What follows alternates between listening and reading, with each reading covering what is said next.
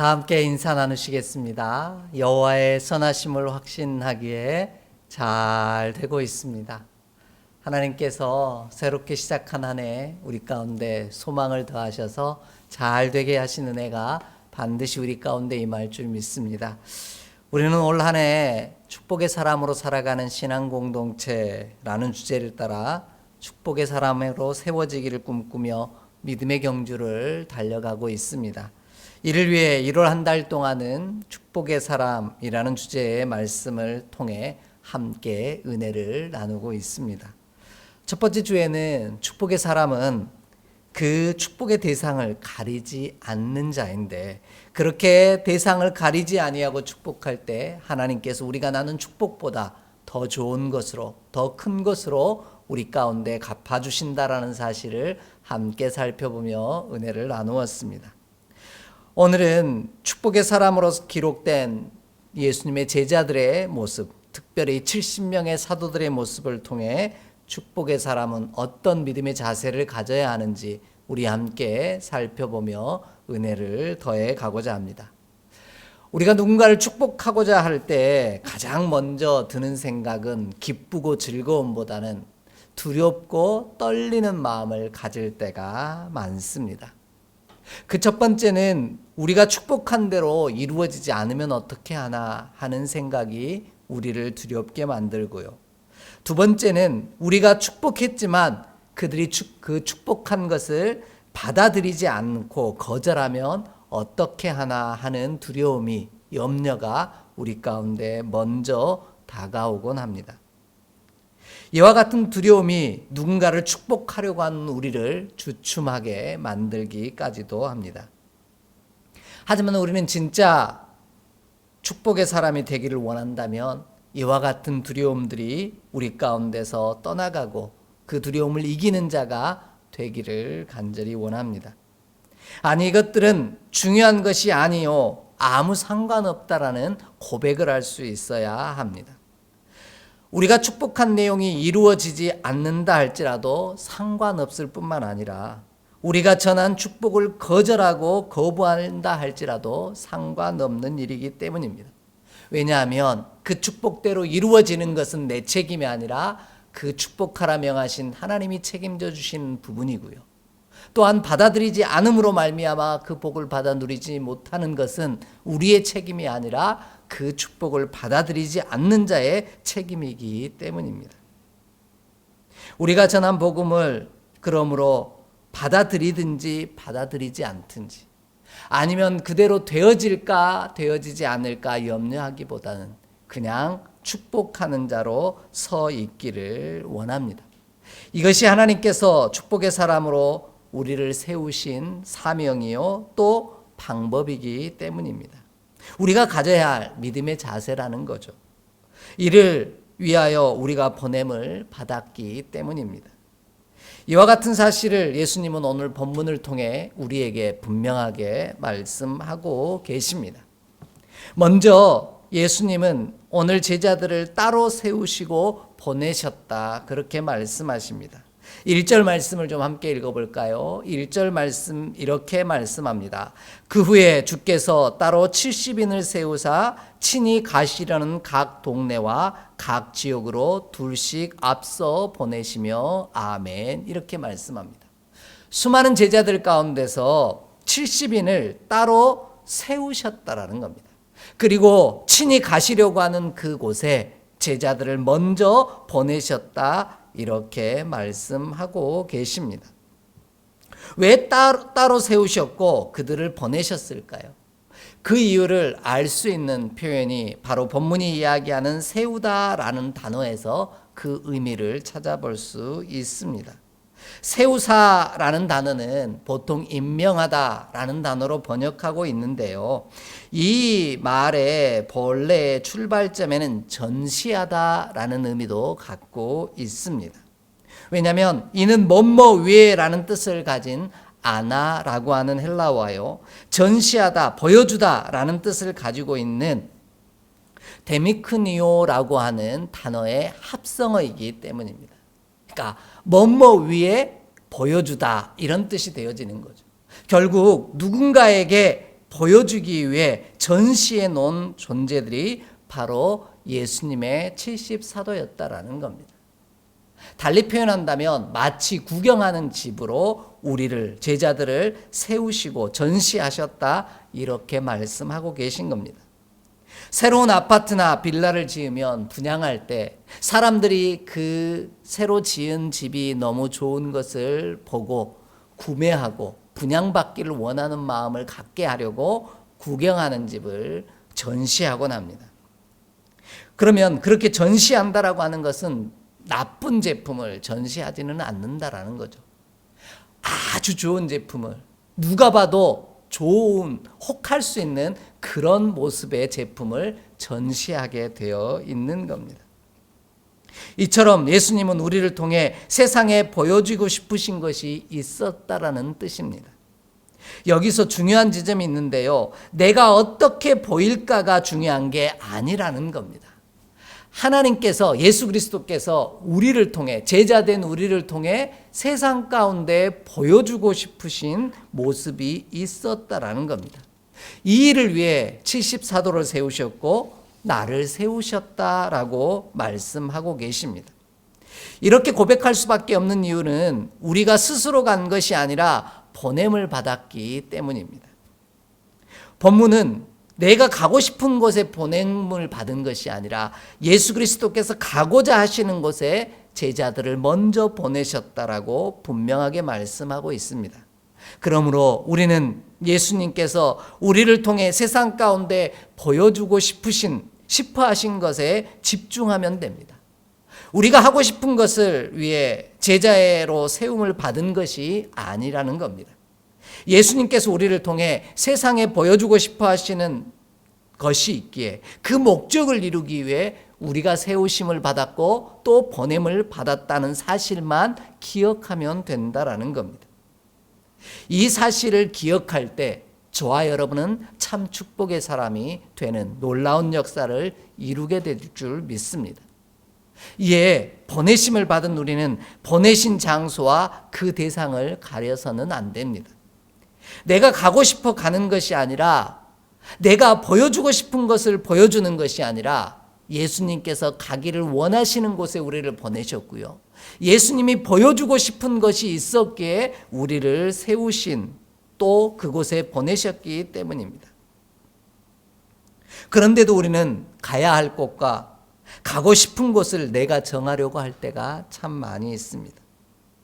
내가 하나님이 나를 통해 보여주고 싶어하는 것보다는 내가 세상에 보여주고 싶은 것을 먼저 생각할 때가 많다라는 겁니다.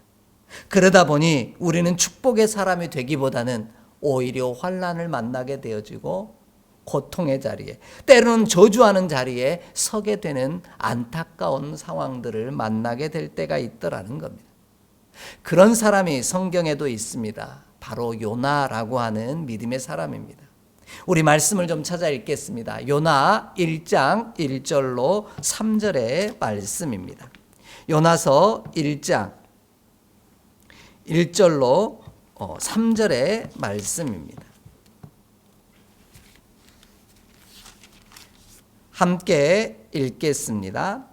여호와의 말씀이 아미떼 아들 요나에게 임하니라. 이르시되 너는 일어나 저 큰 성읍 니느웨로 가서 그것을 향하여 외치라. 그 악독이 내 앞에 상달되었음이니라 하시니라. 그러나 요나가 여호와의 얼굴을 피하려고 일어나 다시스로 도망하려 하여 욥바로 내려갔더니 마침 다시스로 가는 배를 만난지라. 여호와의 얼굴을 피하여 그들과 함께 다시스로 가려고 뱃삭을 주고 배에 올랐더라. 아멘. 이렇게 말씀합니다. 하나님께서는 니느웨에 있는 사람들을 향한 하나님의 계획이 있으셔서 요나를 그곳에 보내십니다. 그런데 요나는 그곳에 가고 싶지 않았습니다. 자신이 가고 싶은 곳이 있었습니다. 그래서 요나는 다시스라고 하는 곳으로 떠나게 되어집니다. 하나님이 가고 보내시기를 원하셨고 보여주기를 원하신 일은 니느웨에 있었는데 요나는 자기가 가고 싶은 곳 다시스로 향하여 배를 타게 되었다라는 겁니다. 그로 말미암아 요나서를 읽어본 분들은 다 알겠지만 요나는 참 많은 고생을 하게 되어집니다. 풍랑에 만나 배가 자초하게 되어지기도 하고요. 또한 물고기 뱃속에서 사흘 동안을 지낼 수밖에 없는 상황이 되어지기도 하고요. 마지막 순간까지도 요나는 자기가 하고 싶은 것을, 또 보여주고 싶은 것을, 원하는 것을 하려고 했다라는 겁니다. 이런 요나를 책망하신 분이 바로 우리 하나님이시라는 겁니다. 그러므로 요나가 만났던 모든 환난과 어려움을 만나지 아니하고 진짜 축복의 사람이 되기를 원한다면 요나처럼 내가 가고 싶은 곳을 가는 어리석은 자가 아니라 하나님이 보내고 싶은 곳에 보냄을 받는 우리가 되기를 원하고요.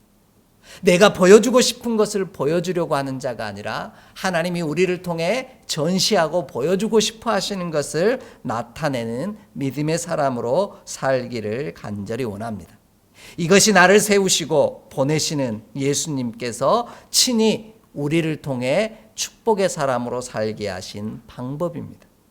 그리하면 우리가 예수님께서 보내신 곳으로, 그리고 예수님께서 보여주고 싶어 하시는 것을 보여주는 자로 살아갈 때 우리는 진짜 축복의 사람이 되어지는 놀라운 은혜를 누리게 되어질 줄 믿습니다. 이 놀라운 은총이 저와 여러분, 그리고 사랑하는 믿음의 모든 지체들 가운데 함께하기를 간절히 소망합니다. 그렇다면 도대체 무엇을 보여주고 싶으셨던 것일까요? 어떤 모습을 보여주고 싶으셔서 제자들을, 아니 우리를 친히 가시려고 하는 각 동네와 각 지역에 먼저 보내셨을까요? 예수님은 먼저 우리를 평안을 비는 자로, 그런 평안을 비는, 축복을 비는 제자의 모습으로 보여주고 싶어 하셨습니다. 오늘 본문 5절을 함께 읽겠습니다. 오늘 본문 5절을 함께 읽습니다. 어느 집에 들어가든지 먼저 말하되 이 집이 평안할지어다 하라. 아멘. 이렇게 말씀합니다. 우리가 우리를 보냄의 목적을 잊어버릴까 봐 예수님께서는 보다 정확하게 우리 가운데 말씀해 주고 계십니다. 그것은 우리로 어느 곳에 가든지, 어느 집에 들어가든지, 누구를 만나든지 가장 먼저 해야 될 것은 바로 그 집에, 그 사람의 평안을 빌라라는 것입니다. 본문을 자세히 보십시오.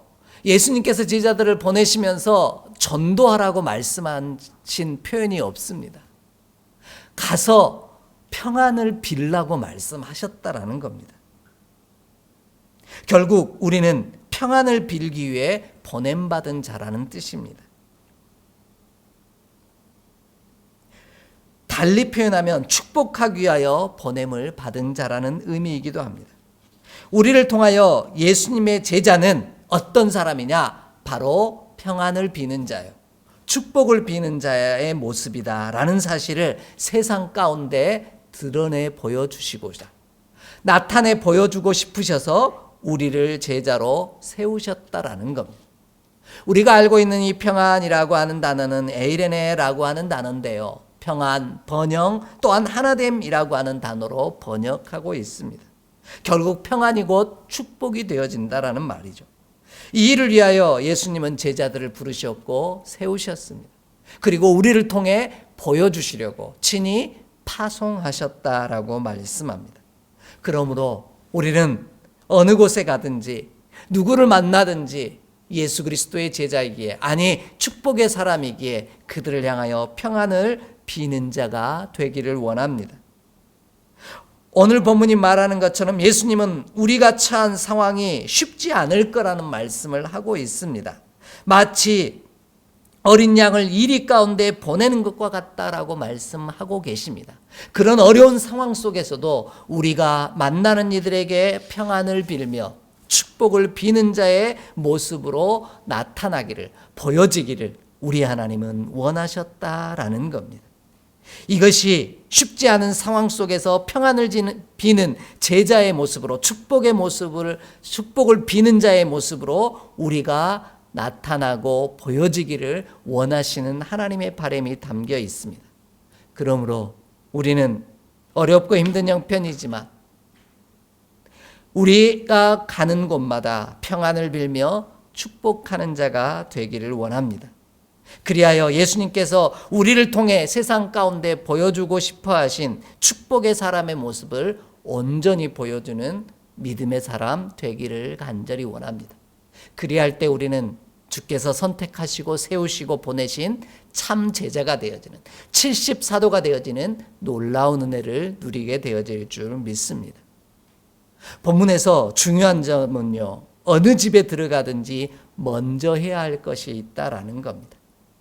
다른 어떤 것을 말하기 전에 가장 먼저 해야 할 것은 평안을 비는 일이라는 겁니다. 축복을 비는 일이라는 겁니다. 우리가 가장 먼저 해야 되는 것은 저주를 말하는 것이 아니라 예수 그리스도를 말하기 이전에 평안을 먼저 빌라, 그렇게 말씀하고 있는 겁니다. 그들을 향하여 복을 빌어주는 일을 먼저 하라는 겁니다. 왜? 복이 되신 이가 곧 예수 그리스도이시기 때문입니다. 그리할 때 우리가 안에 축복의 사람이 되는 것이요, 그 축복의 은혜를 끼치는 복의 근원이 되는 놀라운 역사를 이루게 된다라는 겁니다. 오죽하면 예수님도 그러하셨습니다. 부활하시고 나서 가장 먼저 만난 여인들에게, 부활의 현장에 찾아온 여인들에게 제일 먼저 하신 말씀이 무엇인지 아십니까? 바로 평안하냐라는 질문이셨습니다. 우리 함께 찾아 읽겠습니다. 마태복음 28장 9절의 말씀입니다. 마태복음 28장 9절의 말씀입니다.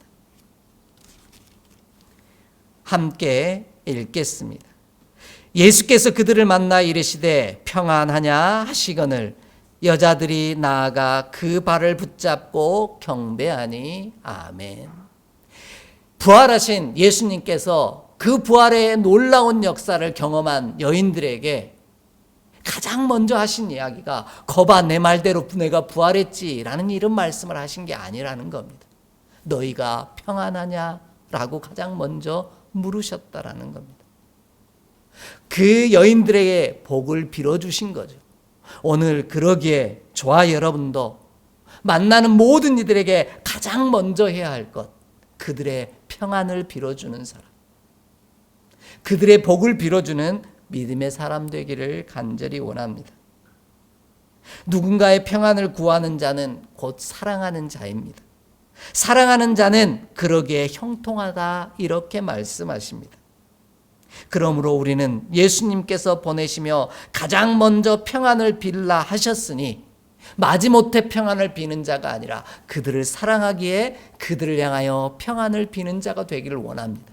그리하면 우리는 은혜 안에서 형통의 길을 걷는 놀라운 축복을 이루는 은혜의 사람 될 줄 믿습니다. 오늘 우리가 서로에게 먼저 주 예수 그리스도 안에서 평안을 빌어줌으로, 참 축복을 먼저 전함으로 우리가 형통의 길을 걷는 복된 믿음의 사람 되기를 주의 이름으로 간절히 축복합니다. 마지막으로요, 오늘 본문을 보면 보냄받은 우리가 그 집에 평안을 빌고 그 축복을 비는 것이 그 집과 그 사람들 가운데 머물게 되어진다, 이렇게 말씀하고 있습니다. 본문 6절 말씀을 볼까요? 본문 6절 말씀입니다. 만일 평안을 받을 사람이 거기 있으면 너희의 평안이 그에게 머물 것이요 그렇지 않으면 너희에게로 돌아오리라. 아멘. 이렇게 말씀하십니다. 우리가 평안을 빌면, 축복을 빌면 그 빈 평안과 축복이 그곳에서 떠나지 아니하고 그 집에 머문다라는 겁니다. 물론 받을 만한 사람이 있을 때 하는 말씀입니다. 이것이 놀라운 축복의 사람이 가진 권세인데요, 예수님이 제자들을 파송하신 목적은 우리가 평안과 복을 빌어줌으로 그 평안이 머무는 모습을, 그 집에 거하는 역사를 세상으로 보여주고 싶어 하셨다라는 겁니다. 그 평안과 복을 심는 자의 모습을 우리를 통해 보여주고 전시하고 싶으셨다라는 것입니다.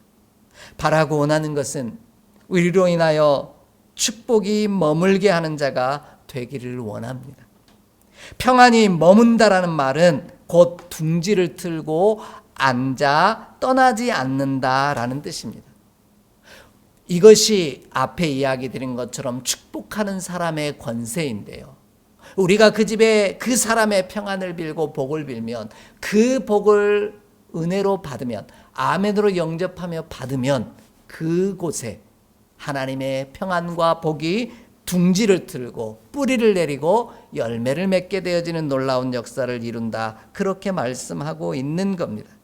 그리하면 그 복을 받아 누리는 자도 복이 있지만 그 복을 전하는 우리도 복이 있다라는 겁니다. 왜냐하면 주의 뜻대로 행하였기에, 주의 말씀에 순종하고 그 명령하신 것을 잘 지켰기에 착하고 충성된 종이라 칭찬받는 믿음의 종이 될 수 있기 때문입니다. 우리가 예수님의 보내심의 목적, 곧 축복을 심는 자로 보여주기를 원하셨던 것처럼 그렇게 축복을 심는 자로 쓰임받기를 간절히 소망합니다. 평안을 심는 자로 쓰임받기를 원합니다. 그리하여 착하고 충성된 종이라 칭찬받는 우리 모든 믿음의 제자가 되기를 간절히 소망합니다. 반대로 우리가 빈 평안과 축복을 받아들이지 않아도 상관없다라는 겁니다. 왜냐하면 그 집과 그 사람들이 아멘으로 영접할 사람이 없다면 그 빈 평안과 축복이 내게로 돌아오기 때문이라는 것입니다. 우리가 축복했음에도 불구하고 그 축복을 받지 아니하면 우리가 전한 평안과 축복이 날아가 버리고 없어져 버리는 것이 아니라 오히려 내게로 돌아와 그곳에 다시 둥지를 틀고 머물게 되어지고 거하게 되어진다. 이렇게 말씀하고 계신 겁니다. 우리가 전하고 나눈 평안과 축복은 반드시 나달로 떨어지는 것이 아니라 반드시 돌아와 우리 안에서라도 열매를 맺게 되어진다 말씀하신 겁니다. 평안과 축복을 빌면 그들이 받지 아니한다 하여 사라지거나 없어지는 것이 아닙니다. 그들이 받지 않는다면 돌아와 나에게 머물기에 그것마저도 은혜가 되어지고 복이 되어진다 말씀하고 계십니다.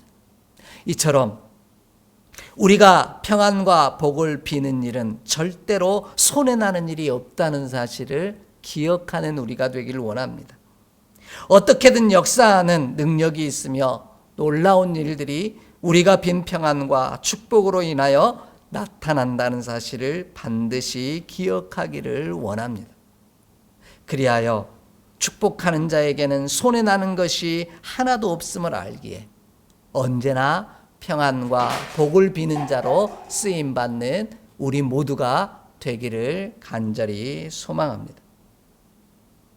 오죽하면 성경은 하나님은 원수를 향한 축복마저도 평안마저도 내게 복이 되어진다 그렇게 말씀하고 계십니다. 우리 함께 찾아 읽어볼까요? 에레미야 29장 7절 말씀 함께 읽겠습니다. 에레미야 29장 7절의 말씀입니다. 에레미야 29장 7절 말씀입니다. 함께 읽겠습니다. 너희는 내가 사로잡혀 가게 한 그 성읍의 평안을 구하고 그를 위하여 여호와께 기도하라.